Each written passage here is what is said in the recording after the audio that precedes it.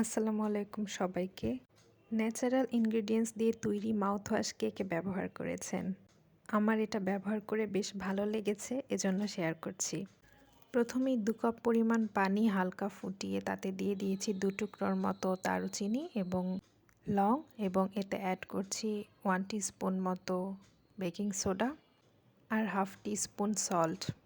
Baking soda কিন্তু teeth হোয়াইটেনিংয়ে কাজ করে। লবণ, দারুচিনি, লং ওরাল ব্যাকটেরিয়া থেকে প্রোটেক্ট করে। সব কিছু হালকা ফুটিয়ে একটি বটলে ঢেলে নিচ্ছি। পানিটা একদম ঠান্ডা অবস্থায় ঢালতে হবে। এটা এখন আমি 2 থেকে 3 দিনের জন্য সংরক্ষণ করব। ন্যাচারাল সব কিছুই কিন্তু আমাদের বডির জন্য খুবই ভালো। এটা ব্যাড স্মেলের জন্য বেশ ভালো। চেষ্টা করবেন কাচের কোনো জার ইউজ করতে। যদিও আমার এটা কাচের না, দেখতে বেশ কিউট লাগছিল দেখে রেখেছি। ভালো থাকবেন সবাই। আসসালামু আলাইকুম।